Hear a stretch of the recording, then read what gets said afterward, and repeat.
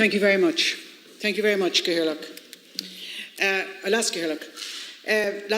In the play Samson Agonistes by Milton, Milton says of Samson when he dies, he says, "No time for lamentation now. Samson had quit himself like Samson, and like Samson had lived the life heroic." And I say that about Gay Byrne. Gay Byrne was a broadcasting legend, a husband, a father, and a grandfather.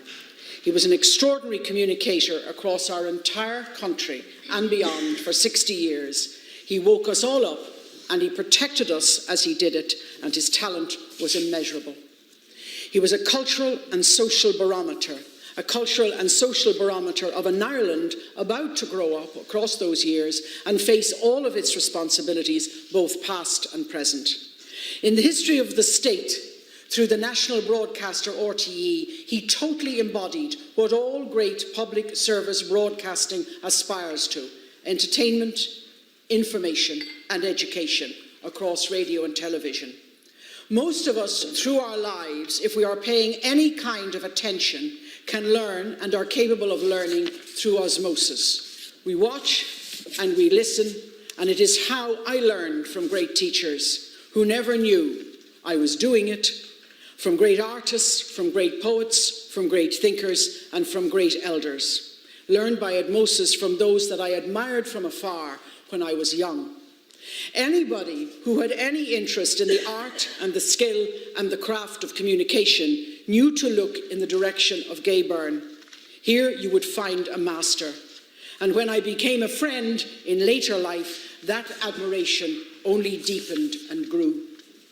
Gay Byrne's talents were enormous, but he wore them very, very lightly, and he spent most of his life creating platforms daily for all others to be great and good. Who are the people who have changed and altered Ireland for the better? Who are they? People might name politicians from all sides, and they would be right. And indeed, they might even name religious leaders, doctors, teachers, artists. I name Gay Byrne. Without argument, without opposition. We owe him so much. He broke our silences, and he taught us to speak out and speak up and not be afraid of what we were capable of, and indeed what we needed and had to face. In some way, there is a voice and nothing more. Beckett believed that. Through his voice, we heard meaning. We heard meaning because his voice always paralleled meaning. His voice bore meaning, his voice found meaning, ordinary meanings and extraordinary meanings, complexities and distinctiveness, a kind of kernel of our social bonds, both intimate and objective. But all the time, his voice always made acoustic sense.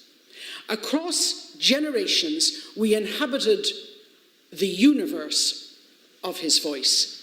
We made our way through our daily lives with his voice. He introduced us to other voices, other music, other meanings, other media, and we became intermingled with the lot.